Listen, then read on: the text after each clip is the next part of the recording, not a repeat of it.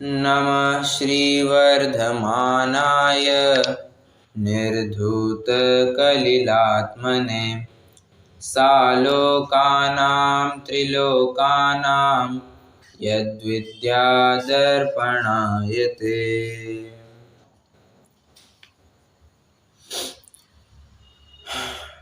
आचार्य समंतभद्र द्वारा विरचित यह श्री रत्नकण श्रावकाचार्य ग्रंथ हमने पूर्व 3 कक्षाओं में ग्रंथ तथा ग्रंथकार, ग्रंथ के टीकाकार, इनके बारे में संक्षिप्त परिचय लिया। उसमें ये जानने की कोशिश की किस प्रकार से ये ग्रंथ हमारे लिए कार्यकारी रहेगा, किस प्रकार से ग्रंथकार ने इस विषय को लेकर के मतलब ग्रंथकार का महात्म्य जाना, उन्होंने किस प्रकार से जिनागम को आगे बढ़ाने के लिए अपना पूरा सर्वस्व अर्पण किया था और किस प्रकार से टीकाकार ने भी अपना पूरा योगदान, पूरा समर्पण, पूरा जीवन ही जिनवाणी के प्रचार प्रसार में समर्पित कर दिया था। ये कुछ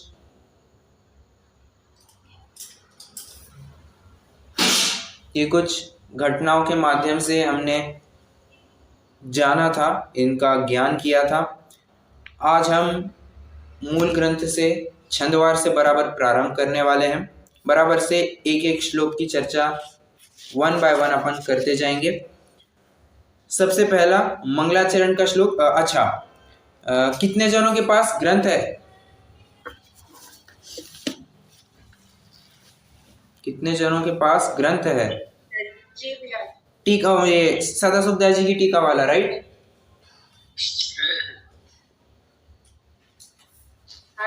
ओके। अच्छा, अगर आपके पास नहीं, हाँ, PDF सॉफ्ट कॉपी भेजना सर। यस, चलेगा। बट आई वुड प्रेफर आपके पास हार्ड कॉपी होगी तो बेटर रहेगा। ठीक है, अगर आपके पास नहीं है तो मैं सॉफ्ट कॉपी तो भेज दूंगा। ओके, चलिए।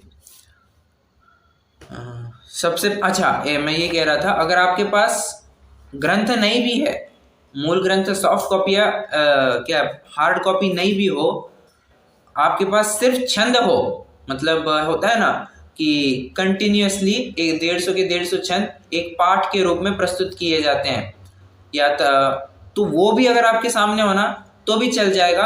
आपके सामने वो मूल श्लोक होना बहुत ज़रूरी है। ठीक है, तो किसी भी प्रकार से हो, वो मूल श्लोक आपके सामने होना ज़रूरी है, क्योंकि अपन उसके आधार से पहले तो अपन एज यूजुअल शब्दार्थ करेंगे, उसके बाद भावार्थ के ऊपर चर्चा होगी, उसके विशेष अर्थ के ऊपर चर्चा होगी, अन्य सब विवक्षाओं को ध्यान में रखते हुए हम क्रम से इस ग्रंथ की चर्चा करने वाले हैं।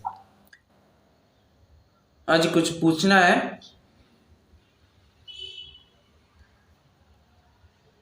ओके, आपका माइक चालू था इसलिए।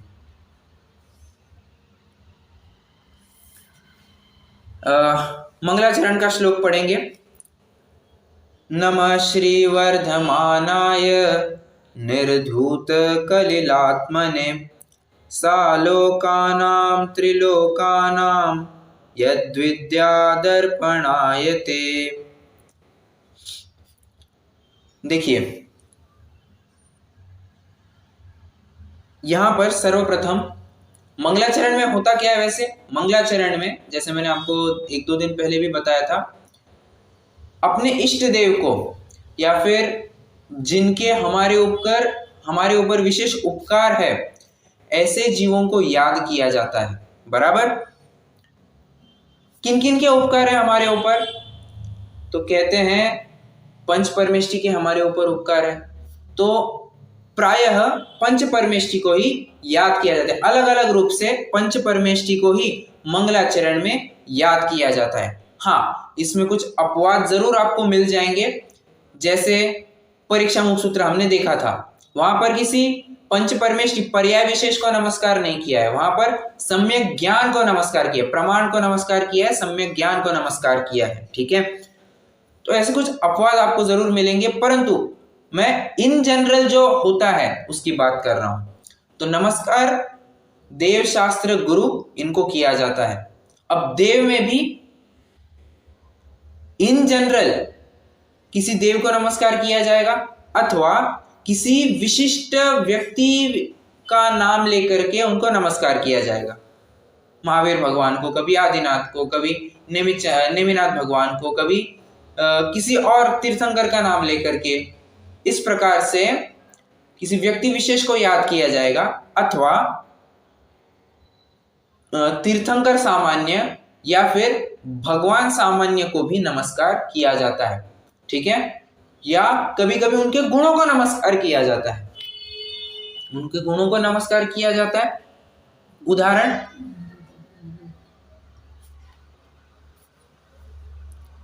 कोई उदाहरण है आपके ख्याल में जहां पर व्यक्ति तो नहीं परंतु व्यक्ति के गुणों को नमस्कार किया है?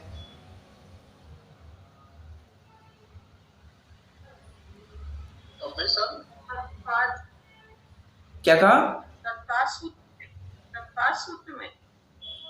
तत्वार सूत्र में मोक्ष मार्ग से नेतारम भेतारम कर्म, हाँ राइट, वो भी हो सकता है। वहां पर दोनों भी ले सकते हैं, एक तो पर्याय भी ले सकते हैं, गुण भी ले सकते हैं। नमः समय साराय, यहाँ पर गुण को नहीं, वहां पर तो स्वभाव को नमस्कार किया है, वहां पर तो सीधे द्रव्य को ही नमस्कार किया है जी। गुणों को नमस्कार किया, ऐसा उदाहरण है क्या? नहीं, बहुत आसान। ऐसा कुछ है ना? अरे ये तो आपने यही वाला हो गया रत्नगण श्रावकाचार्य का, यहाँ पर तो वर्धमान स्वामी को नमस्कार किया है। वंदे तत्पुरुष लब्धे, ऐसा मुझे कुछ याद आ रहा है। अरे मैं वही कह रहा हूँ, ये रत्नगण श्रावकाचार्य का मंगलाचरण है। हाँ ये तो नमे वर्तमान निर्दूत वो है, कलोपना। अच्छा, वंदे तद्गुण लब्धे वो तत्वार सूत्र हो गया, सॉरी मैं भी भूल गया, हाँ एक्सट्रीमली सॉरी। वो नहीं कर पा रहा था उसको रिलेट। राइट, तत्वार सूत्र, उन्होंने वही कहा, तत्वार सूत्र। ठीक है, अरे बहुत आसान है, दो है इनफैक्ट। बहुत बढ़िया। छह ढाला में क्या मंगलाचरण किया है?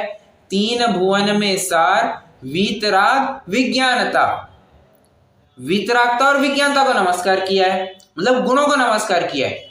पहले आदमी गुणों को नमस्कार किया, मतलब ही गुणी को नमस्कार किया। जो व्यक्ति धन, मैंने आपको परसों भी कहा था, जो धन को चाहता है वो धनी को भी चाहता है। ठीक है, जो गुण को नमस्कार करता है वो गुणी को भी परोक्ष रूप से नमस्कार हो ही जाता है, अप्रत्यक्ष रूप से उसको भी नमस्कार हो ही जाता है। ठीक है, तो ये कभी द्रव्य को नमस्कार किया जाएगा, मोक्षमार्ग प्रकाशक में, हाँ राइट, मोक्षमार्ग प्रकाशक भी, करेक्ट, वहां पर भी मंगलकरण वीतराग विज्ञान, वहां पर भी वीतराग विज्ञानता को ही नमस्कार किया है, बराबर, बहुत अच्छा। तो कभी द्रव्य को नमस्कार किया जाएगा, कभी गुण को नमस्कार किया जाएगा, कभी पर्याय को नमस्कार किया जाएगा, डिपेंड्स। द्रव्य को नमस्कार, इसका उदाहरण नमः समय साराय, ओके। गुण को नमस्कार, इसका उदाहरण छह ढाला, मोक्ष मार्ग प्रकाशक, और किसी अपेक्षा कहना चाहे तो तत्वार सूत्र भी हो जाएगा, राइट। और पर्याय को नमस्कार फिर आपको जितने भी और बचे हुए छंद मिलेंगे, जितने भी मंगलाचरण मिलेंगे, वंदित्तु सौव सिद्धि। सिद्ध क्या है? सिद्ध ये भी तो एक पर्याय ही है ना। सिद्ध क्या है? ये पर्याय ही तो है। वर्धमान क्या है? ये पर्याय ही तो है। नेमिनाथ, ये क्या है? ये पर्याय ही तो है। तो जितने भी आपको उदाहरण मिलेंगे ये सब पर्याय को नमस्कार करने वाले उदाहरण मिलेंगे। इनफैक्ट पंच परमेष्ठी को नमस्कार किया, बोलिए, ये द्रव्य को नमस्कार किया, गुण को नमस्कार किया या पर्याय को नमस्कार किया? नमोकार मंत्र जो है ये षटखंडागम का मंगलाचरण है। ये कौन से कैटेगरी में जाएगा? द्रव्य, गुण या पर्याय? अब किसको नमस्कार? कहां पर? राइट, पर्याय को ही जाएगा। क्यों? वो अवस्था है ना। अष्टपौड़ में भी लिखा है, अरहन अरुहा से धायरिया उज्झाया साहु पंच पर मेठी ते विहु चिट्ठ ही आदे तम्हा आदाहु में शरणम। सब आत्मा की अवस्थाएं, शब्द क्या है? अवस्था है। अवस्था मतलब क्या? पर्याय। वहां नमोकार मंत्र में भी पर्याय को नमस्कार किया है, ठीक है। तो इस प्रकार से आप एक छोटा और अपने एंड से एक्सरसाइज भी कर सकते हैं। आप थोड़ा सा ग्रंथों को टटोलिए, आप या फिर नया कोई भी ग्रंथ उठाएंगे तो आप विचार कीजिए, ये मंगलाचरण है, ये मंगलाचरण में द्रव्य को नमस्कार किया है, गुण को नमस्कार किया है या पर्याय को नमस्कार किया है। तो आप इस प्रकार से भी विचार सकते हैं, ठीक है। कुछ उदाहरणों की चर्चा हमने कर ही ली है। ओके सर एक्सक्यूज मी, हाँ जी, नमस्कार मंत्र अपन गुणों के लिए इम्पोर्टेंस देते हैं ना, लेकिन क्या कहा? गुणों के लिए ज्यादा इम्पोर्टेंस दिया जाता है ना नमोकार मंत्र को। परंतु उसमें नमस्कार किसे किया है? प्राइमरी क्वेश्चन है। ओके नमस्कार, हाँ ओके ठीक है सर। नमस्कार किनको किया है? तो पंच परमेष्ठी को किया है। पंच परमेष्ठी ये द्रव्य तो नहीं है, ये तो उस द्रव्य की पर्याय है, वो जीव द्रव्य की अवस्था है, इसलिए हमने वो पर्याय को नमस्कार किया, ऐसा कह दिया, ठीक है। क्लियर है? मुझे ऐसा लग रहा है यहाँ पे जो आप कहना चाह रहे हैं, हाँ, सिर्फ विशेष वो नमस्कार ना करके गुणों को नमस्कार, ये कहना चाह रही है कि आप? ऐसा मुझे लगा। नहीं नहीं नहीं नहीं, सर हाँ, ज्यादातर अपन नमस्कार मंत्र बोलते हैं तब अपन गुणों का ही ज्यादातर बोलते हैं, पर्याय में नहीं डिपेंड करते हैं, बट किस अपेक्षा से पर्याय में है वो जानना था। Okay okay right. तो जिसको नमस्कार किया है वो पर्याय, वो स्वयं में एक पर्याय है, इसलिए पर्याय को नमस्कार ऐसा कह दिया, ठीक है। अच्छा हाँ, आप इस प्रकार से चाहे उतनी एक्सरसाइज कर सकते हैं, कोई भी ग्रंथ। अब चलिए छोटा सा एक उदाहरण मैं आपको ले लेता हूँ। द्रव्य संग्रह, द्रव्य संग्रह में क्या है? जीवम जीवम दव्वम जिणवर वसहेण जेणने दिठम देविंद विंद वंदम वंदे तम सर्वदा सिरसा। वहां पर जिणवर वसहेण ऐसा कह करके जिनवर वृषभ को, वृषभ देव भगवान को नमस्कार किए। तो बोलिए द्रव्य गुण या पर्याय किसको नमस्कार है? सर इधर भी तो पर्याय लेंगे। राइट करेक्ट, ये भी पर्याय ही को नमस्कार ले लेंगे, ठीक है। तो जस्ट जनरल मैंने एक इंट्रोडक्शन दिया कि मंगलाचरण भी किस प्रकार से किया जा सकता है, ठीक है। हम अपने मूल प्रकरण में आते हैं। हमारा मूल प्रकरण रत्नगण श्रावकाचार्य, हाँ यस। एक चीज मैं पूछ रहा था, नॉर्मली स्पेसिफिक नाम नहीं लेते, कुछ एक में देख रहा हूँ नाम नहीं लेते, जैसे यहाँ वृषभ मतलब आदिनाथ भगवान के लिए, हाँ, और कई जगह नाम का जिक्र नहीं होता, गुणों की ज्यादा बात होती है ना। बराबर। मैं वो मतलब एक वेरिएशन है इसमें, हाँ हो सकता है और नाम भी हो सकता है, ऐसा क्यों? चलिए हाँ, रत्नगण श्रावकाचार्य के मंगलाचरण की बात करनी है तो नमः श्री वर्धमानाय किसको नमस्कार किया जा रहा है? वर्धमान स्वामी को नमस्कार किया जा रहा है, ठीक है। अब एक बात जानकर आपको खुशी होनी चाहिए कि यहाँ पर भले ही वर्धमान कहकर के सामान्य अर्थ तो यही निकलता है कि अंतिम शासन नायक 24वें तीर्थंकर भगवान महावीर या भगवान वर्धमान को नमस्कार किया गया है, ठीक है। परंतु अगर आप उस शब्द के अर्थ की तरफ जाएंगे, फिर से शब्द की संधि विच्छेद कीजिए और फिर अगर आप अर्थ निकालने की कोशिश करेंगे तो वहां पर सिर्फ आपको 24वें तीर्थंकर को नमस्कार नहीं मिलेगा, 2400 तीर्थंकरों को नमस्कार मिलेगा। क्या कहा? फिर से एक बार मैं ये कह रहा हूं, जनरल रीडिंग में क्या मिलता है, क्या अर्थ निकलता है? नमः श्री वर्धमानाय, अंतिम 24वें तीर्थंकर को नमस्कार किया है, ठीक है। परंतु आप इसकी संधि विच्छेद कीजिए। संधि विच्छेद कैसे करेंगे? वर्धमान की संधि विच्छेद इस प्रकार बनती है, अवृद्धमान। किस प्रकार बनती है? अवृद्धमान। मतलब जो निरंतर रिद्धि को प्राप्त होते हैं, वृद्धि को प्राप्त होते हैं, इंक्रीमेंट बढ़ने की अवस्था में है, ठीक है। अवरुद्धमान, ठीक है।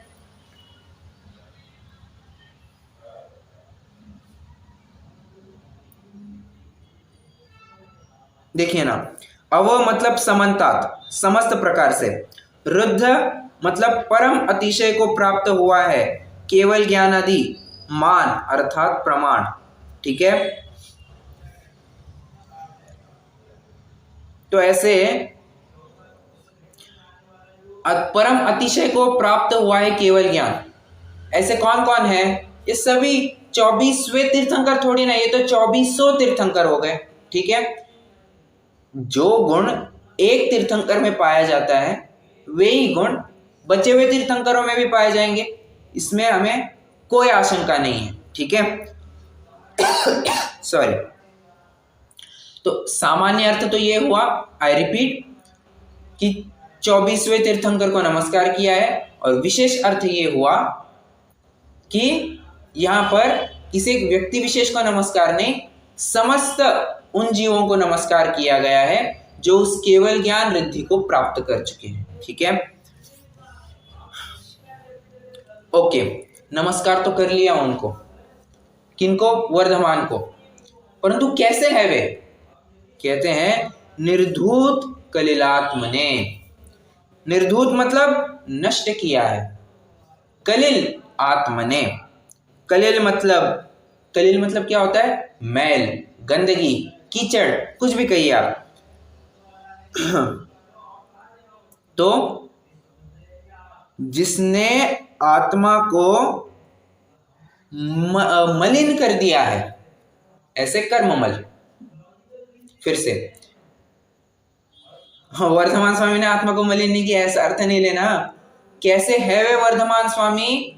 तो कहते हैं निर्धूत कलिलात्मने। कलिलात्मने ये एक विशेषण है, विशेषण भी नहीं कह सकते, संज्ञा है, एक्सट्रीमली सॉरी, ये एक संज्ञा है, नाउन है। तो कलिलात्मने का अर्थ कर्ममल लिया है। तो कर्ममल को जिन्होंने धो डाला है, कौन से कर्ममल? घाती कर्ममल को धो डाला है। प्रश्न है अब मेरा तुरंत, यहां पर अघाती कर्मों को धो डाला है, ऐसा अर्थ क्यों नहीं किया?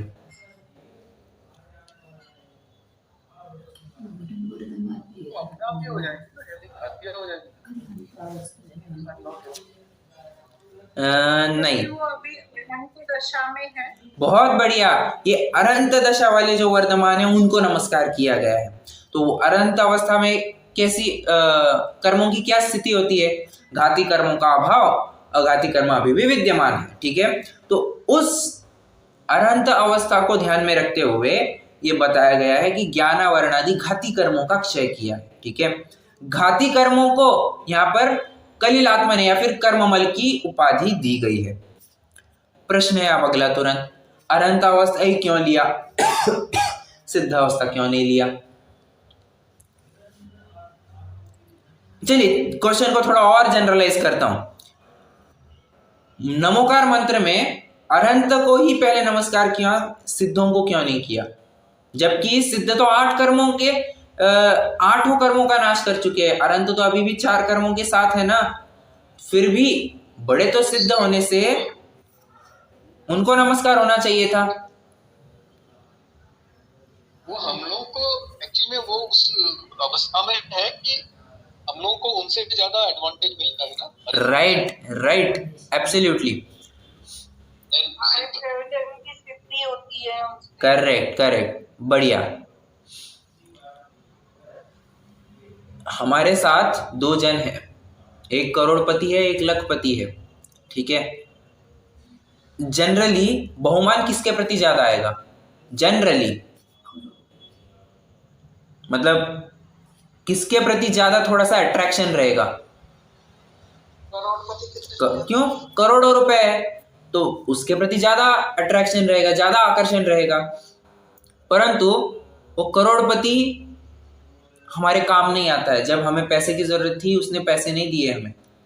तो वो जो लखपति है ना, उसने फटाफट आधी रात उठ करके अपन को पैसे निकाल करके दिए हैं। तो अब बताइए, अब हमारे लिए फायदे वाला कौन?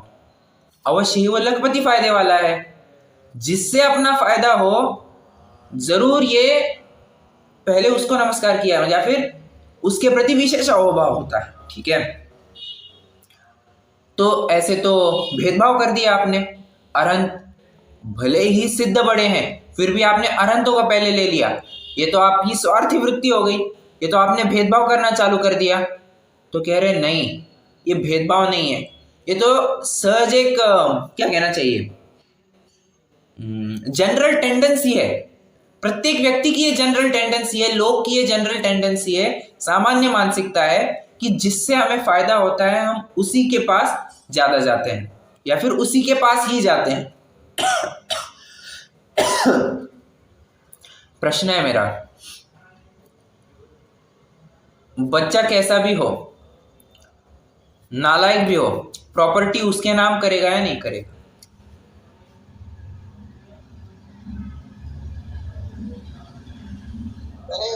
करेगा। क्या हम ये दावा कर सकते हैं तेरा तो बेटा नालायक है, तो कुछ करने भी नहीं वाला, तो तू उसके नाम पे प्रॉपर्टी क्यों कर रहा है, प्रॉपर्टी मेरे नाम पे कर दे, मेरे बच्चे के नाम पे कर दे? कोई ऐसा कहता है? नहीं कहते। क्यों? अरे ये व्यावहारिकता है। ठीक है, इसमें अगर स्वार्थी बुद्धि तो क्या करे अभी, ये तो सामान्य प्रवृत्ति है ऐसी लोगों की, जिससे अपना फायदा हो उसी के प्रति अपना विशेष समर्पण हुआ करता है। ठीक है, कहने का मुद्दा मेरा इतना ही है कि यहाँ पर अरहंत अवस्था वाले वर्धमान को नमस्कार किया है, सिद्ध अवस्था वाले वर्धमान को नमस्कार नहीं किया गया। क्यों? अंतिम शासन नायक तीर्थंकर या वाणी जो हमने सुनी है सॉरी, वाणी जिनकी हमने सुनी है वो अरहंत अवस्था वाले वर्धमान की सुनी है। कोई सिद्ध अवस्था वाले वर्धमान या महावीर आकर के हमें देशना दे करके नहीं गए। ठीक है, और कैसे है, सालोकानाम त्रिलोकानाम यद विद्या दर्पणायते। कैसे और कैसा है उनका केवल ज्ञान? कहते हैं सालोकानाम त्रिलोकानाम, लोक तथा अलोक। आलोक नहीं, हाँ अलोक। अलोक और आलोक क्या फर्क है दोनों में?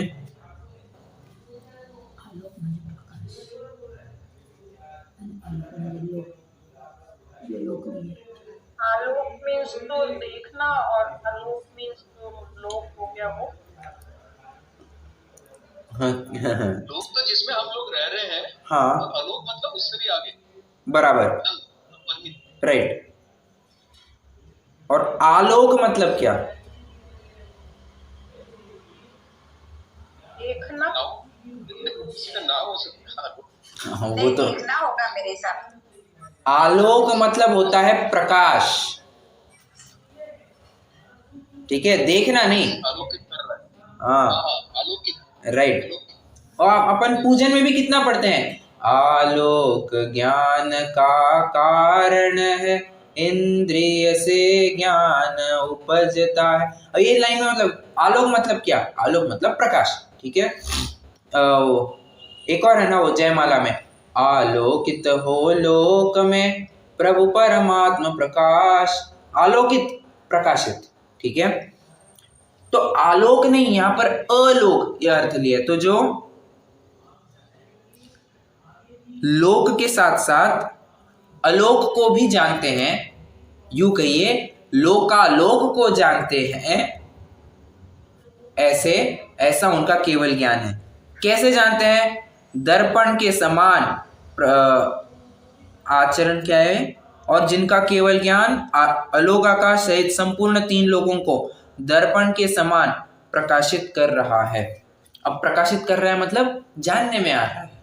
प्रकाशित कर रहा है मतलब कोई वहां पर एक्चुअल में प्रकाश पड़ता होगा, ऐसा नहीं। प्रकाशित करता है मतलब जानने में आता है। ठीक है, ये बात समझनी चाहिए। अब इसके ऊपर अपन थोड़ी सी आशा रखता हूं ये अर्थ सभी को समझ में आ गया होगा। अब थोड़ी सी इसके ऊपर अपन विशेष चर्चा करते हैं। एक मिनट, इसमें जो वर्ड यूज किया है आलोकाकाश यूज किया है, सही? अच्छा, आलोक है, आलोक, सॉरी। स अलो का नाम। देखिए आपको संधि करते वक्त थोड़ा सा ना careful, you need to be cautious. क्यों? क्योंकि अ प्लस आ इज ऑल्सो इक्वल टू आ, और अ अधिक अ इज ऑल्सो इक्वल टू आ। अगर आप संधि करेंगे ना, अ और अ इनकी संधि करेंगे तो आ बनता है, और अ प्लस आ इनकी संधि करेंगे तो भी आ ही बनता है। इसलिए आपको संधि करते वक्त स अलो का नाम ऐसा करना है, स आलो का नाम ऐसा नहीं करना है। ठीक है, चलिए। हाँ, मैं तो कुछ विशेष बात करने वाला था। ठीक है, नमस्कार। मंगलाचरण में क्या किया जाता है? नमस्कार किया जाता है। नमस्कार क्यों किया जाता है? प्रश्न है मेरा, नमस्कार क्यों किया जाता है?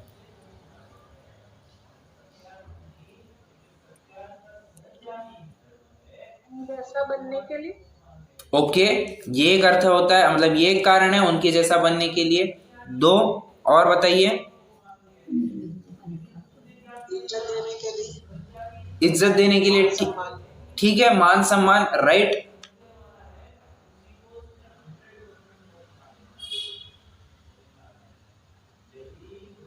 निर्विघ्न शास्त्र की समाप्ति के लिए। नहीं नहीं, वो तो मंगलाचरण का इंटेंशन हो गया, वो तो मंगलाचरण का ये हो गया पर्पज।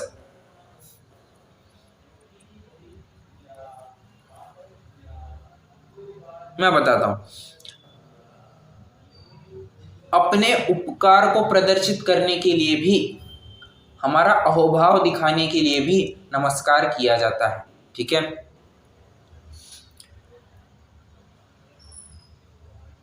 मान के चलिए, हाँ हाँ, कृतज्ञता कहना चाह रहे हैं, right, gratitude, exactly, that is a better word to express gratitude. कृतज्ञता व्यक्त करने के लिए भी नमस्कार किया जाता है। ठीक है, नमस्कार। देखिए, एक छोटा सा स्थूल उदाहरण देता हूं आपको। बाप अंगूठा छाप है, जिंदगी भर गरीबी में निकाल लिया।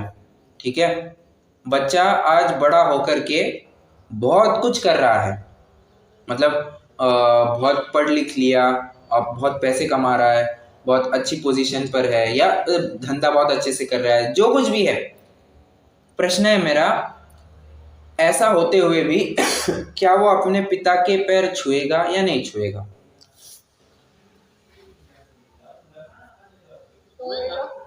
कलयुग का होगा, नहीं छुएगा। ये सही उत्तर है, कलयुग नहीं होगा तो नहीं छुएगा।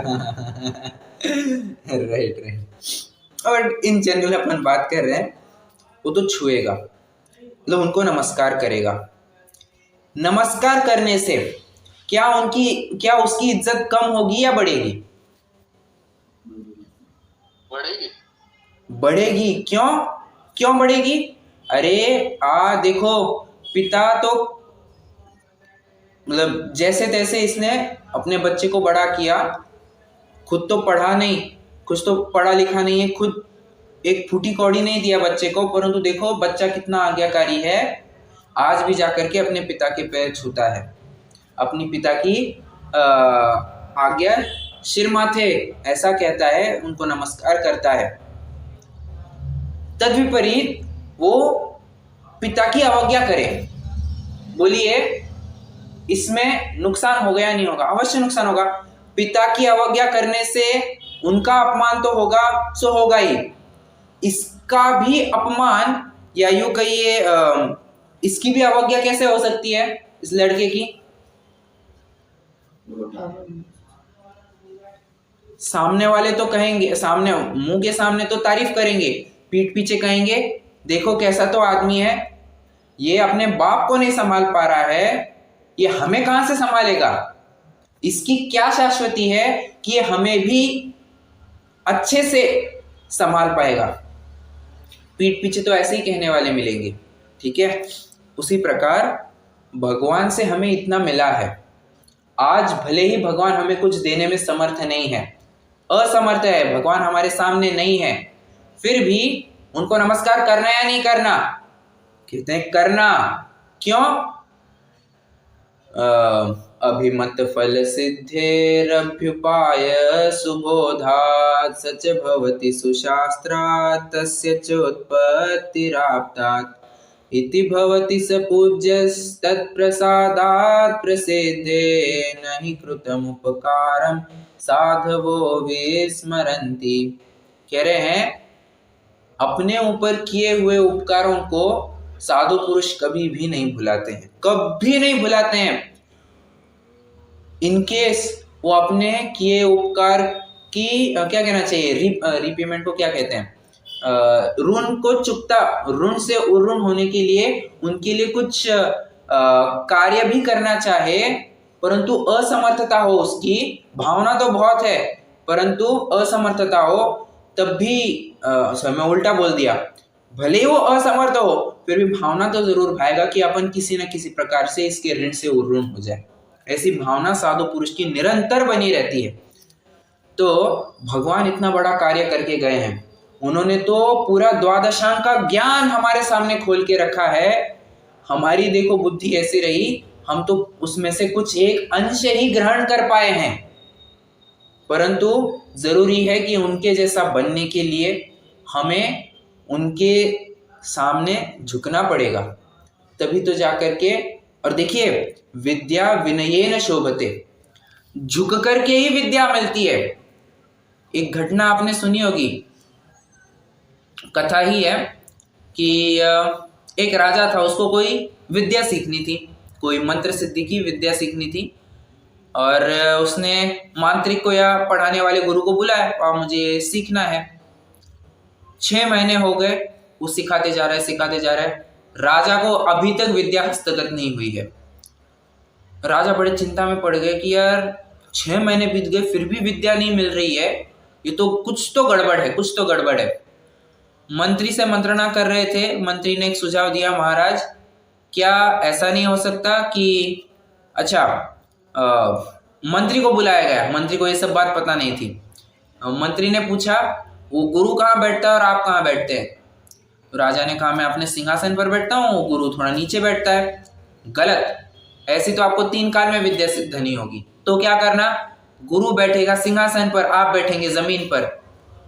फटाफट 2 दिन में वो विद्या सीख गया। क्यों? विनय होता है, विनय से ज्ञान फटाफट चढ़ जाता है। अविनय करने से या घमंड चढ़ जाने से, मान चढ़ जाने से कभी भी ज्ञान की प्राप्ति नहीं होगी। मुझे बहुत आता है, ऐसा अगर हमें लगता है तो शायद हम भ्रम में हो जाते हैं। क्यों? क्योंकि उसके बाद हमारे उन्नति के सारे अवसर बंद हो जाते हैं। अगर हमें ग्रो करना है तो जरूर हमारे में झुकने की आदत होनी चाहिए। ठीक है, चलिए। तो नमन करना, नमस्कार करना, नमन करना ये एक गुण है, ये कोई अवगुण नहीं है, ये कोई हमारी कमी को नहीं दर्शाता है, ये तो हमारी वैल्यू को बढ़ाता है। ठीक है। एक और मुद्दा, यहाँ पर भगवान ही को नमस्कार किया है। क्यों? और सच्चे भगवान को नमस्कार किया है। ऐसा करने से क्या होगा?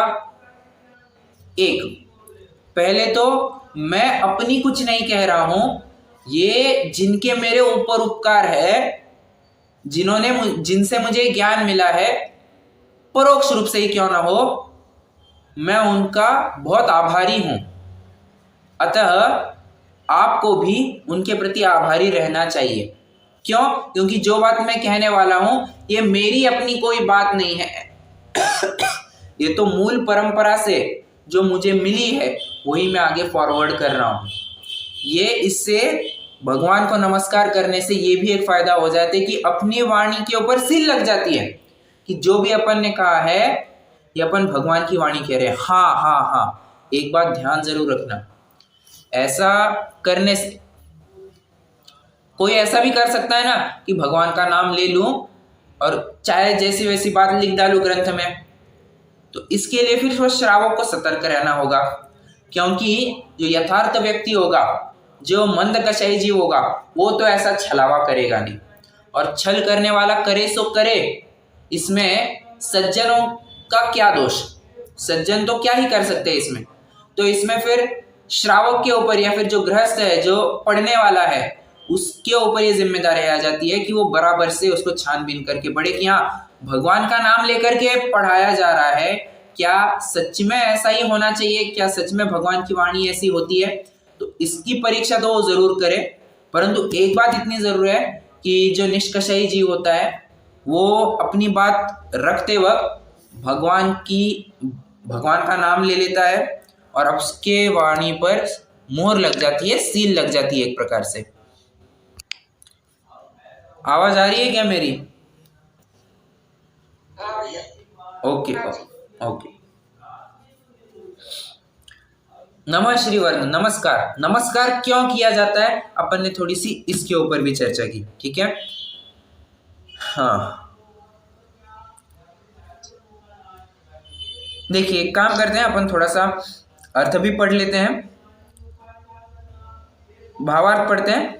जिनके केवल ज्ञान रूप दर्पण में अलोकाकाश सहित षट द्रव्यों के समूह रूप संपूर्ण लोक अपनी भूत भविष्यत वर्तमान की समस्त अनंतानंत पर्यायों सहित प्रतिबिंबित हो रहा है, और जिनका आत्मा समस्त कर्ममल रहित हो गया है, निर्धूत कलिल आत्मने का अर्थ आ गया, आत्मा समस्त कर्ममल रहित हो गया है, ऐसे श्री वर्धमान देवाधिदेव अंतिम तीर्थंकर को मैं अपने आवरण कषायादि मल रहित सम्यक ज्ञान प्रकाश के प्रकट होने के लिए नमस्कार करता हूँ। ठीक है, अपन ने जो अभी अभी चर्चा की ना कि नमस्कार क्यों करना, उनके जैसा बनने के लिए, और क्या किया था, और कुछ तो आया, एक तो आया था कि कृतज्ञता व्यक्त करने के लिए, एक और कुछ तो भी कारण कहा था किसी ने, वो भी वैलिड था। क्या किसके लिए? सम्मान इज्जत। हाँ सम्मान इज्जत, वो तो है, राइट, सम्मान इज्जत करेक्ट है, वो एक पॉइंट था, सम्मान इज्जत के लिए। तो उनके जैसा बनने के लिए यहाँ पर इन्होंने उस बिंदु को मुख्य किया है कि सम्यक ज्ञान प्रकाश को प्रकट करने के लिए। अब सम्यक ज्ञान प्रकाश मतलब क्या? सम्यक ज्ञान, अगर आप वास्तविक सम्यक ज्ञान, आप वास्तविक वगैरह क्या होता है, सम्यक ज्ञान की अगर परमोच्च सीमा देखना चाहते तो वो केवल ज्ञान, ठीक है। सम्यक ज्ञान की सरहद, पूर्णता, सरहद भी ये ठीक शब्द नहीं रहेगा, पूर्णता ये ठीक रहेगा। तो सम्यक ज्ञान की पूर्णता मतलब क्या? केवल ज्ञान, तो ठीक है। तो उस केवल ज्ञान की प्राप्ति के लिए मैं केवल ज्ञानी को नमस्कार करता हूँ, ठीक है। ओके, चलिए आज अपन ने सिर्फ मंगलाचरण के ऊपर ही चर्चा की है। कल से अपन दूसरे श्लोक के ऊपर चर्चा प्रारंभ करेंगे। कुछ आपकी जिज्ञासा विशेष हो तो आप जरूर रख सकते हैं, नहीं तो अभी अपन रुकते हैं, जिनवाणी स्तुति करेंगे। यद विद्या का मतलब क्या होगा? यद विद्या केवल ज्ञान,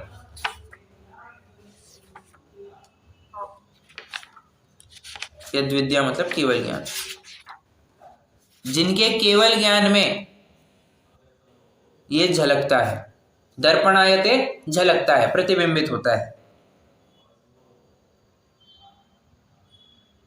आया ना। और जिनका केवल ज्ञान अलोकाकाश सहित, तो यद विद्या मतलब केवल ज्ञान। विद्या क्या? विद्या ये ज्ञान के अर्थ में लिया गया है और ज्ञान केवल ज्ञान के अर्थ में लिया गया है, ठीक है। चलिए